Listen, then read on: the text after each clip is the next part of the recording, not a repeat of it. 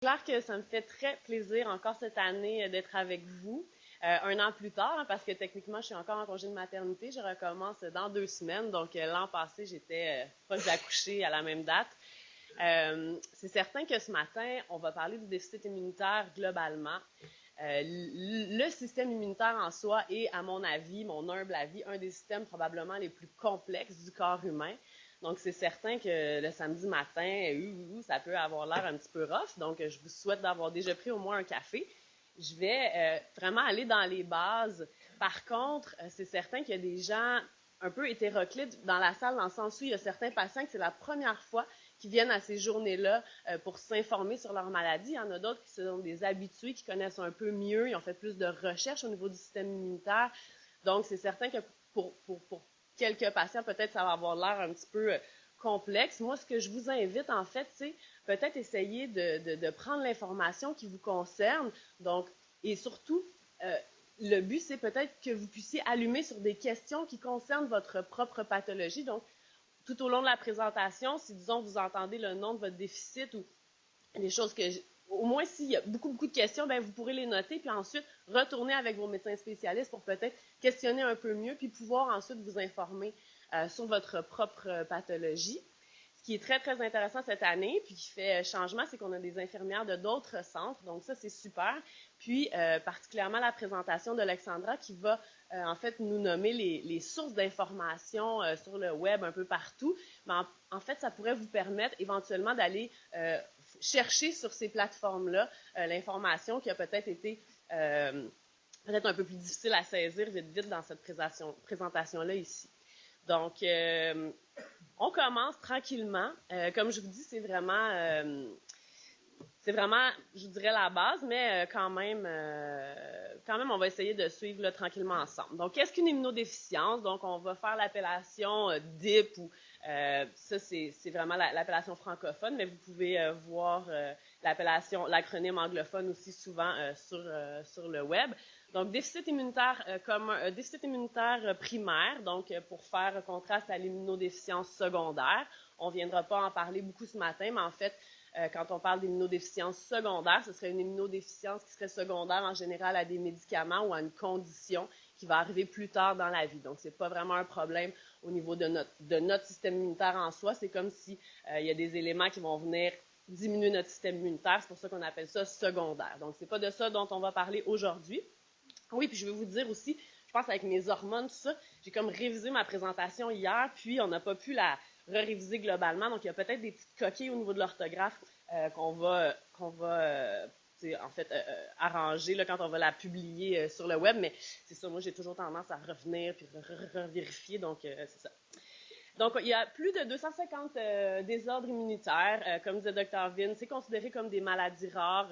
Ce sont des maladies qui sont chroniques. Ce qui est intéressant, c'est que la recherche en immunologie, c'est extrêmement impressionnant, c'est très, très actif. On en connaît à peu près 250, mais je vous dirais qu'à chaque année, on en découvre d'autres. Donc, c'est clair que même si on parle ici de maladies rares, c'est quand même un domaine où il y a énormément de recherche. Puis ça, c'est très encourageant pour vous parce que de plus en plus, les connaissances s'accumulent d'année en année. On dit que l'immunodéficience, c'est de cause héréditaire ou génétique. En fait, oui, si les gens dans notre famille sont porteurs de certains gènes, donc on peut penser qu'on a plus de chances de souffrir de déficit immunitaire. Ou génétique, ça veut plus dire que aussi une personne dans une famille, dans un ciel bleu, en fait, qui a aucun déficit immunitaire dans sa famille, peut, disons, développer une immunodéficience parce qu'au niveau de ses gènes, il y a comme une petite malformation, un dérèglement au niveau de son système. Donc, à ce moment-là, c'est dans ses gènes, mais ce n'était pas nécessairement quelque chose qu'on voyait dans la famille en général. Ça peut se présenter à tout âge. Moi, ma clientèle, en fait, sont je vous dirais, de 0 à 21 ans. Par contre, il y a des gens qui se font diagnostiquer un déficit immunitaire beaucoup plus tard dans la vie. Et ça, c'est important, la dernière. Donc, ça peut affecter seulement une ou plusieurs fonctions du système immunitaire. Donc, ça, c'est important à savoir. Donc, ce que je vous inviterais pour vous, c'est peut-être essayer de connaître, vous, quelle fonction de mon déficit immunitaire de mon système immunitaire, par contre, est atteinte. Donc, l'immunodéficience, on sait que ça a plusieurs présentations. Donc, certaines personnes vont être très, très malades, d'autres vont l'être plus ou moins. C'est pour ça justement que certaines personnes vont pouvoir faire plusieurs années de leur vie avec une condition de santé relativement acceptable, mais d'autres sont en très très jeune âge et ont des conditions de santé vraiment difficiles. Donc, vraiment une maladie qui se présente de temps en temps de façon très très différente. Donc, ce qu'on sait, c'est que les fonctions normales du système immunitaire sont affectées et que globalement, ça nous rend plus susceptibles aux infections. Ici, vous voyez, là, quand vous allez voir dans la présentation, les petits Y, ça, ce sont des anticorps. C'est vraiment la forme qu'on voit au niveau image. Là, vous allez voir, puis même si vous faites des recherches, quand vous voyez ce genre de petites formes-là, ce sont des anticorps. Donc, c'est le fun à savoir. Quand on a une immunodéficience, les organes qui peuvent être touchés sont la peau, les sinus, poumons, gorge, cerveau, intestin. C'est assez vaste, donc en fait, pas mal de tous les systèmes de notre corps peuvent être atteints.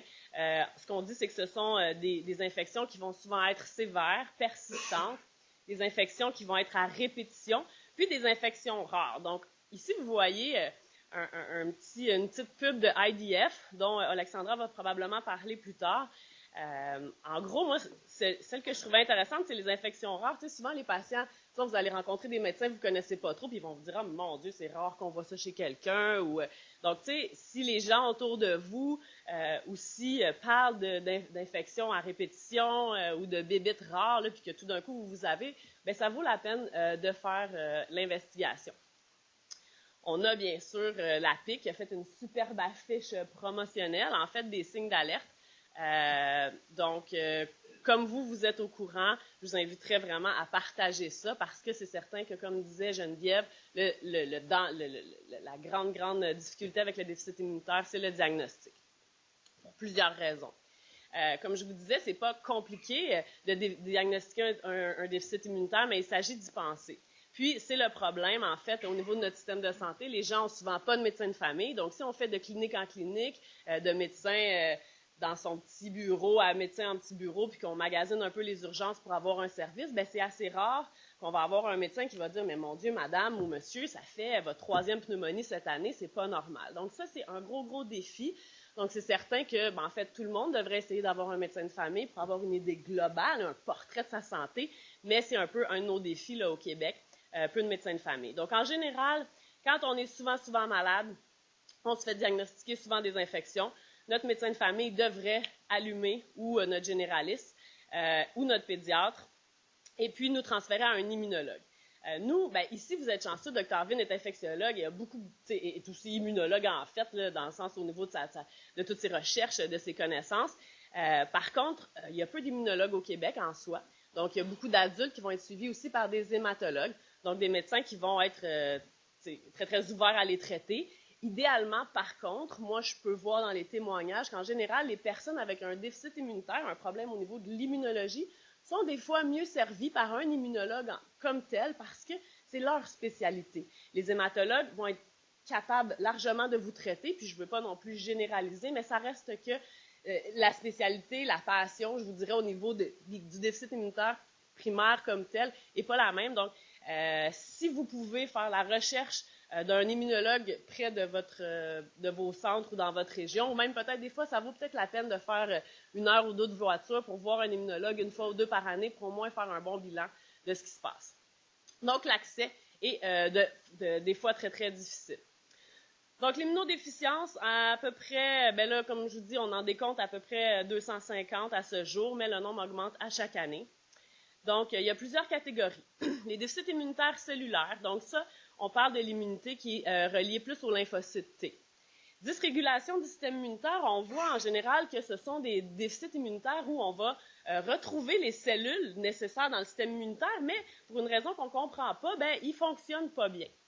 Les déficits phagocytaires, ça, ce sont des déficits en général qui sont reliés à des cellules comme les neutrophiles ou les macrophages.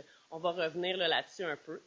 Les syndromes auto-inflammatoires, ça aussi, je vais vous en reparler plus tard, mais en fait, c'est dans l'idée où, quand notre système immunitaire a une dysfonction, a un problème au niveau, puis ça, j'aime pas ça de dysfonction, déficience, ça a l'air bien down, mais peut-être que dans 10 ans, on va se rendre compte que c'était vous autres, finalement, qui étaient plus forts que les autres, puis vous avez d'autres talents, fait que je veux pas non plus, là, on parle un peu, mais donc, quand notre système immunitaire a un problème à ce jour, parce qu'on pense que c'est un problème, à bien réguler les réactions du système immunitaire, bien souvent, il va avoir de la difficulté non seulement à produire des anticorps ou à produire des défenses, mais il va aussi avoir un problème parce que souvent, il va avoir de la misère à reconnaître ses propres cellules. C'est pour ça que les gens avec un déficit immunitaire vont avoir plus de chances de développer de l'inflammation, des syndromes auto-inflammatoires dont on parle, dont je vais vous parler un peu plus tard.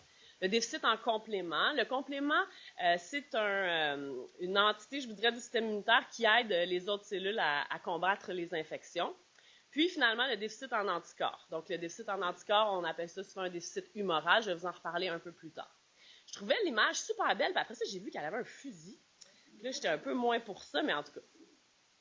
Donc, suis-je en danger? J'ai une immunodéficience. Oh my God! C'est certain que, bon, on a un infectiologue dans la salle. Moi, je me suis fait dire quand je faisais mon cours qu'on est colonisé. En fait, on a plein de bactéries, de virus un peu partout, puis on le sait pas. Donc, c'est certain que, quand on y pense, c'est pas très... moi, je suis peut-être un petit peu dégueulasse, je vous dirais, mais en fait, il faut apprendre à vivre avec. Puis la plupart des bactéries sont souvent très positives dans notre organisme. Donc, plusieurs bactéries qui se trouvent un peu partout dans notre organisme.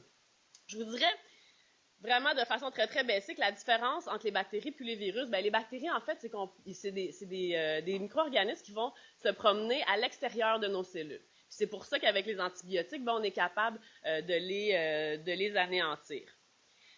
On a aussi les infections virales, donc qui peuvent se promener un peu partout dans notre organisme aussi.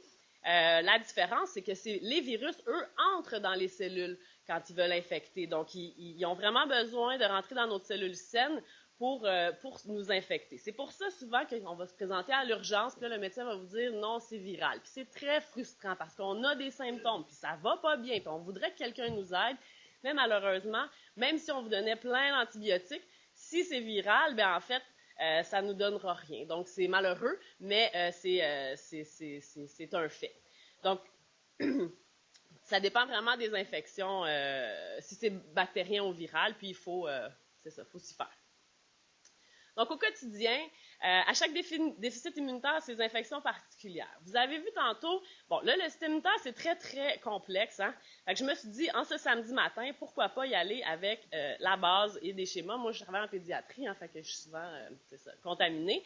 Donc, ce sont des images que j'ai prises sur le site de Jeffrey Model Foundation, que vous allez probablement pouvoir connaître avec Alexandra un peu plus tard. Donc, on va parler des cellules basiques du système immunitaire, les lymphocytes B, les lymphocytes T, les neutrophiles et les macrophages.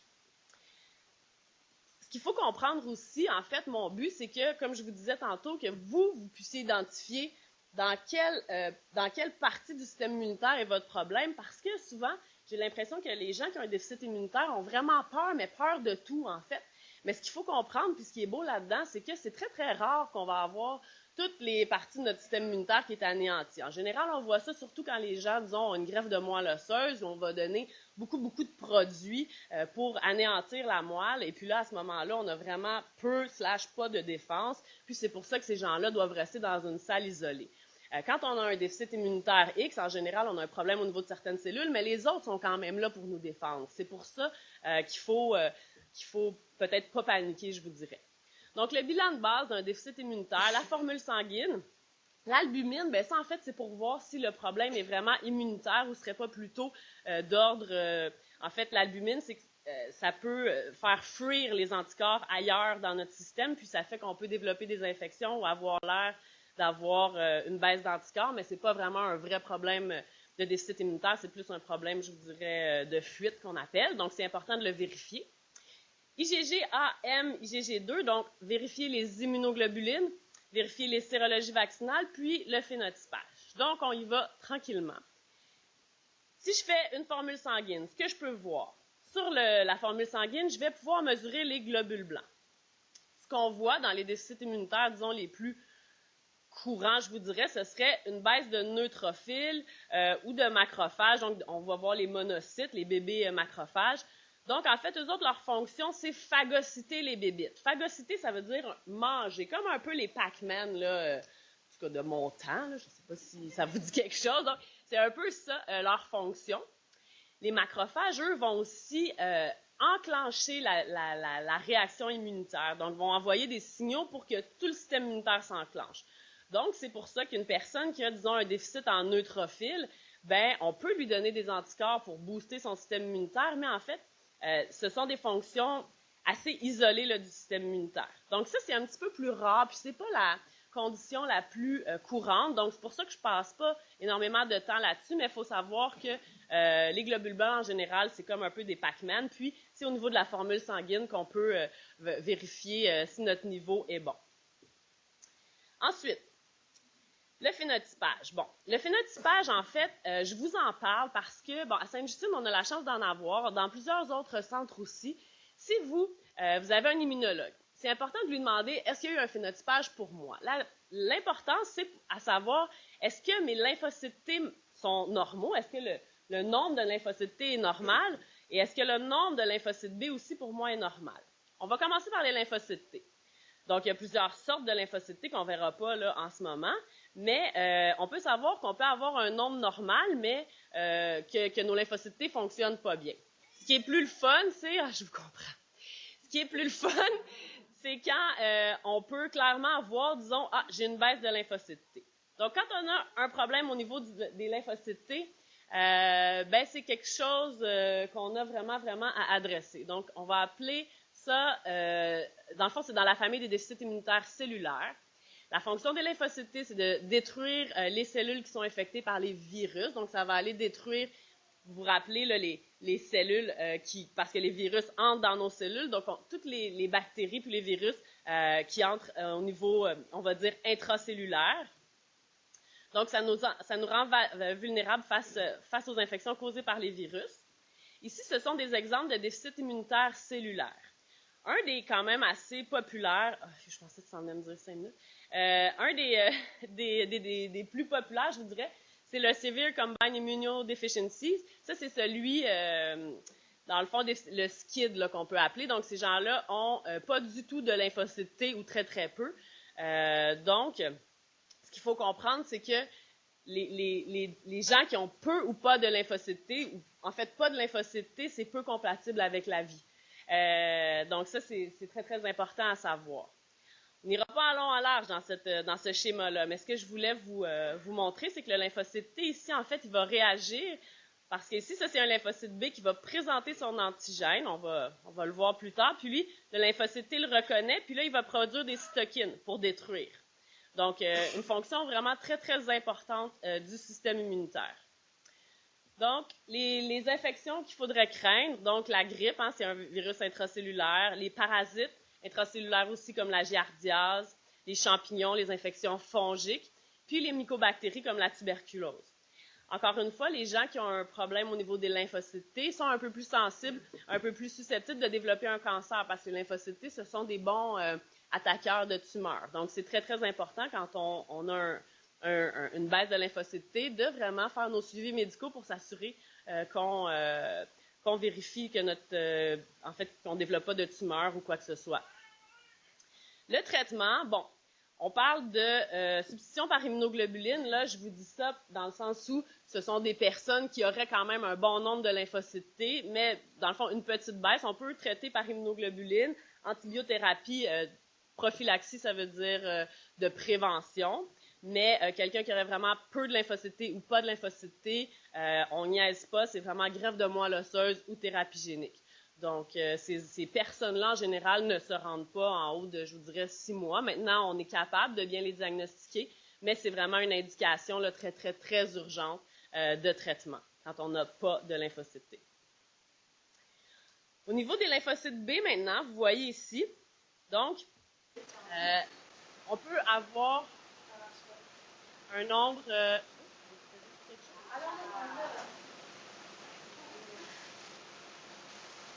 Est-ce que vous pouvez vous mettre sur sourdine, ceux qui viennent de changer?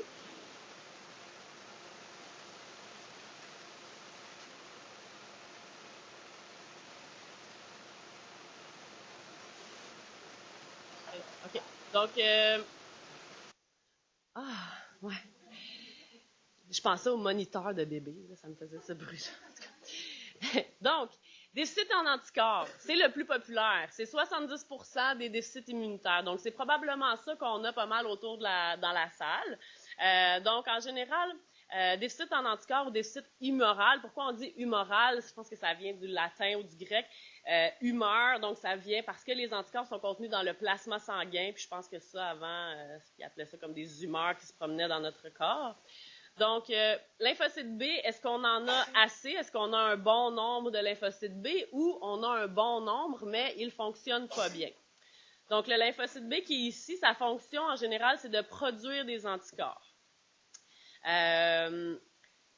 Donc, ici, ce sont des déficits immunitaires, des exemples, en fait, de déficit immunitaire humoral. C'est certain que le plus populaire, c'est le déficit immunitaire commun variable qu'on connaît. Toujours un aussi beau nom, aussi spécifique, hein, commun variable. C'est en fait une classe de maladies qu'on va appeler hétérogène. Comme je vous disais tantôt, les gens qui ont un déficit immunitaire commun variable peuvent se présenter avec des symptômes vraiment très différents les uns des autres. En gros, on peut penser que ces gens-là ont des troubles de maturation des lymphocytes B ou des troubles de fonction de lymphocytes B, puis en général, ça nous donne un défaut de production des anticorps.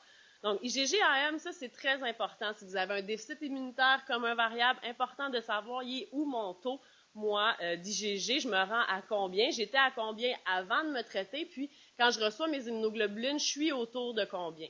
Je vais vous en parler un peu plus tard, mais ça, c'est important de noter ça quand vous allez voir vos médecins pour voir, est-ce que le fait de me traiter, ça m'aide? Est-ce que mes IgG montent?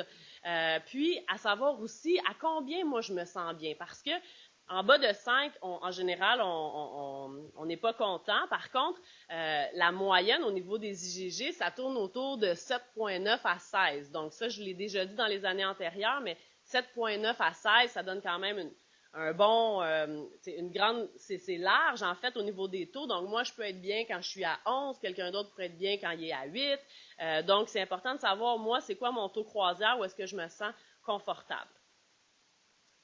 Donc, au niveau des déficits immunitaires de l'immunité humorale, donc déficit immunitaire commun variable, au niveau des bactéries, on est très sensible aux streptocoques. Ben ça, ce sont des exemples, hein, mais streptococcus, donc ils vont nous donner des pneumonies, l'hémophilus influenza, ça c'est bien parce que c'est contenu dans les vaccins, donc, mais ça nous rend sensibles à des pneumonies aussi.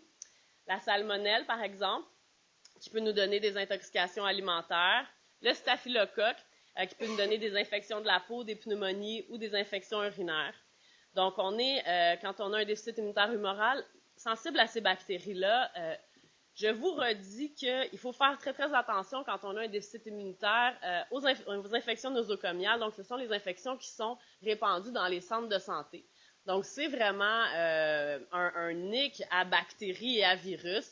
C'est pourquoi certaines personnes avec un déficit immunitaire vont vraiment d'emblée mettre un masque quand ils rentrent dans les hôpitaux. C'est pas nécessairement quelque chose qu'on vous oblige à faire. Il y a certaines personnes qui, pour eux, c'est nécessaire, c'est correct. Surtout quand vous êtes hospitalisé ou quand vous êtes dans une salle d'attente avec les portes fermées, ben c'est certain qu'il faut être à l'affût de ça parce qu'il y a certaines bactéries puis virus comme le C. difficile ou le SARM qui vivent très, très longtemps sur les surfaces inertes. Donc, c'est certain que pour vous, on va probablement en être, disons, infecté pas mal plus longtemps qu'avec quelqu'un qui n'aurait pas de problème au niveau du système immunitaire. Donc, se protéger de plus en plus, se tenir loin des hôpitaux si possible. Pas qu'on vous aime pas, mais avec un déficit immunitaire, c'est certain qu'on est plus sûr à l'extérieur. Au niveau des déficits immunitaires humoraux, c'est certain que c'est un déficit qu'on peut très bien traiter avec les immunoglobulines. Intraveineux ou sous-cutané. Cette année, je ne parle pas des traitements, j'en ai parlé pas mal dans les années passées.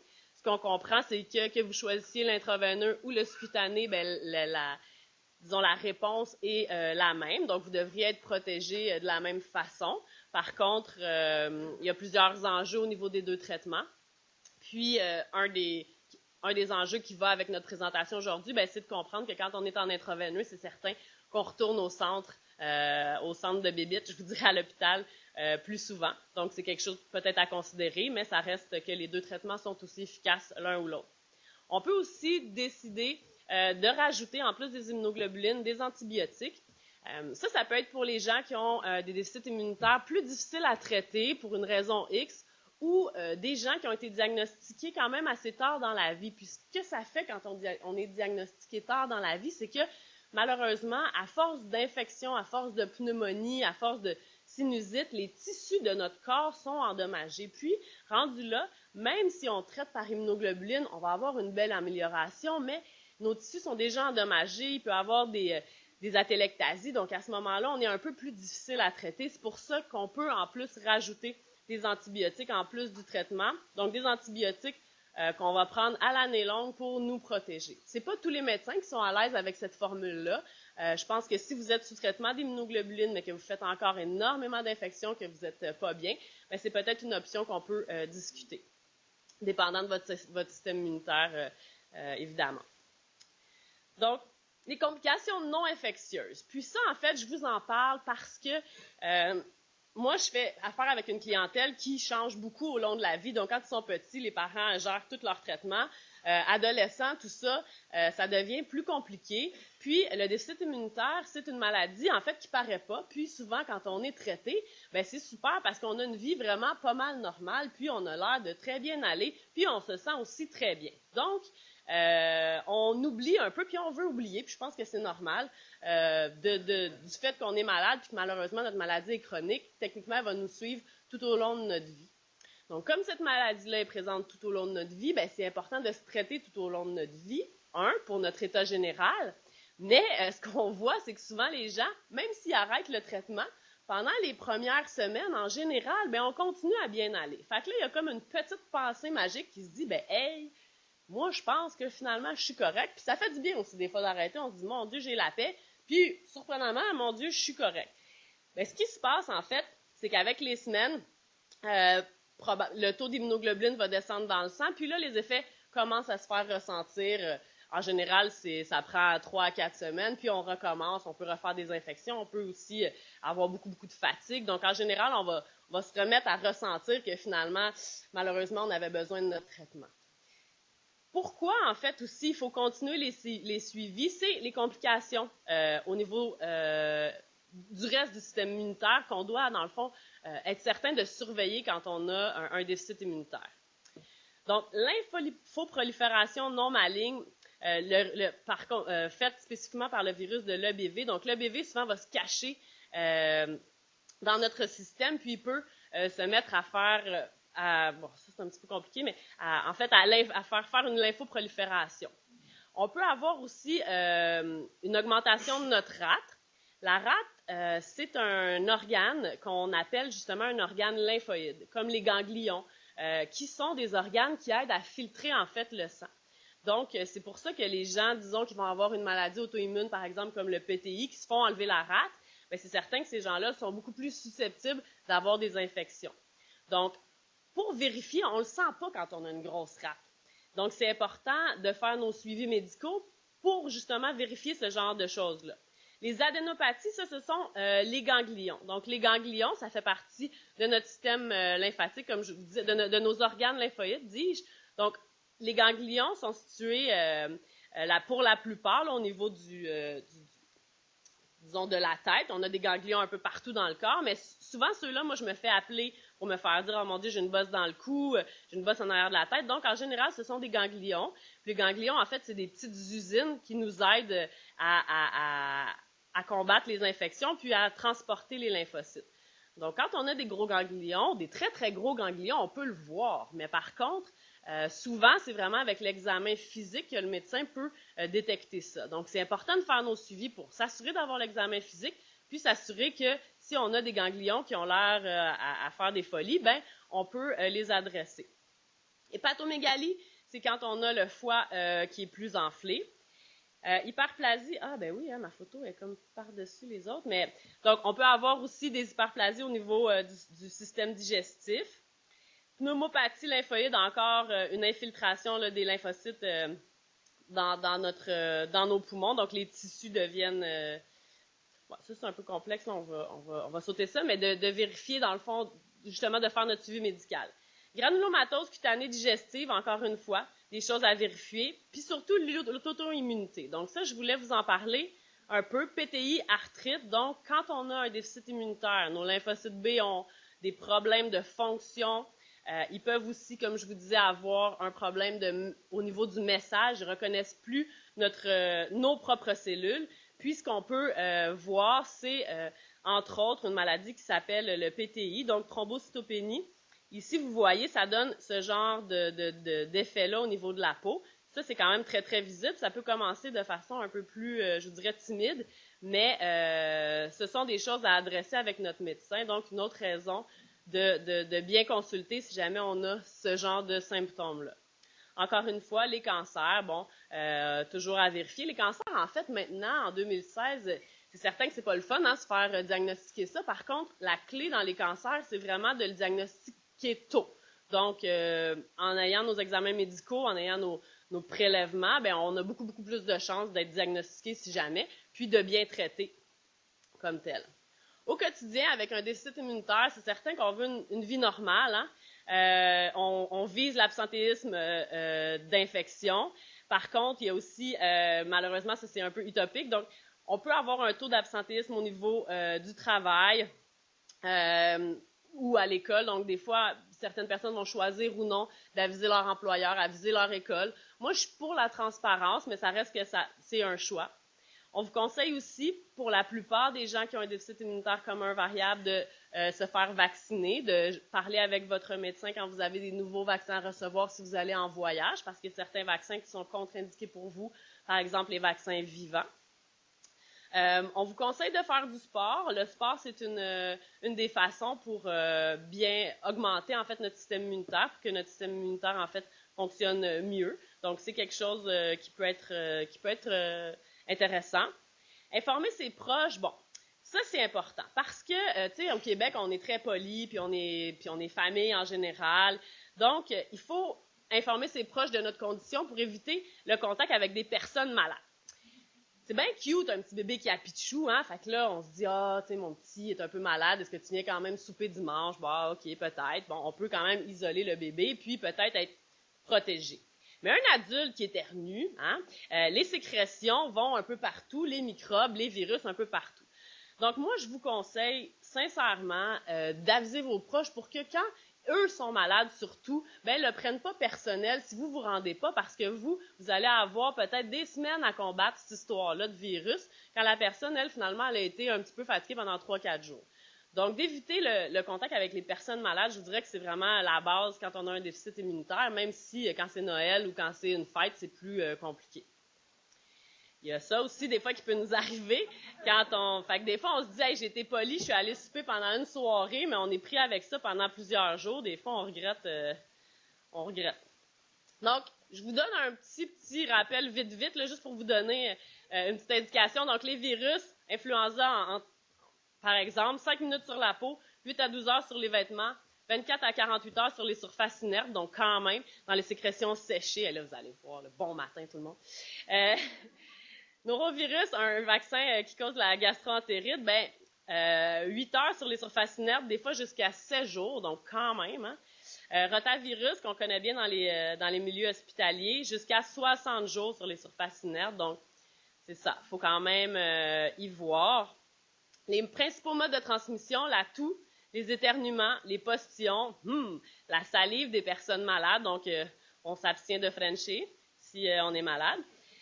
Le contact direct avec les mains, ça, c'est le moyen vraiment là, qu'on peut le mieux, je pense, se protéger. Vraiment, ça serait de se laver les mains souvent parce que même jusqu'au bouton d'ascenseur, les virus peuvent être là d'une personne infectée. Donc, on ne peut pas se mettre à laver, à moins d'avoir l'air, mais vous allez avoir l'air un peu bizarre si vous traînez votre Virox un peu partout. Mais au moins, si vous pouvez vous laver les mains, ça peut être, je pense, une belle... ça peut vous diminuer vraiment les risques. Puis dans l'air, donc quand une personne malade occupe une pièce fermée, c'est certain qu'on peut être en contact vraiment avec les microbes qu'elle porte.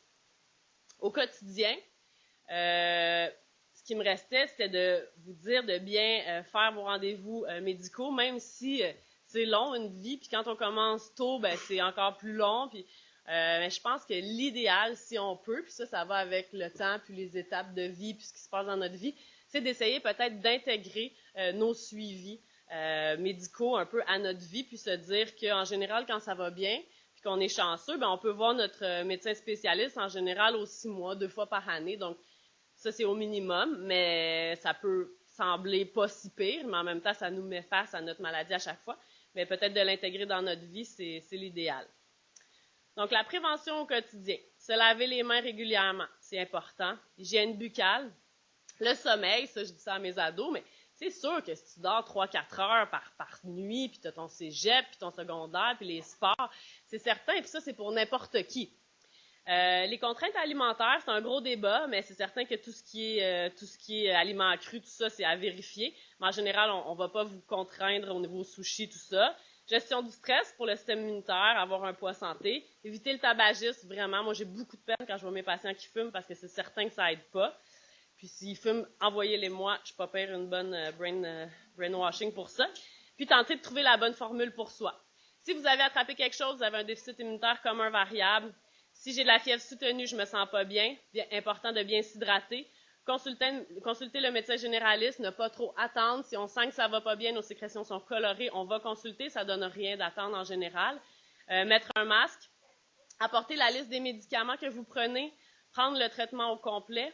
Soyez votre porte-parole, c'est important dans le sens où certaines personnes, on sait que, disons, avec un antibiotique, disons comme le clavulin, on va bien réagir. Donc, on amène ce qu'on a comme liste de médicaments qu'on prend d'habitude, puis on dit en général, moi, ça marche, pour discuter de notre traitement avec notre médecin. Donc, tenir un journal de bord pour avoir un portrait global de nos infections, puis s'informer, je pense que c'est ce que vous faites aujourd'hui. Puis là, c'est mon petit pouls, là.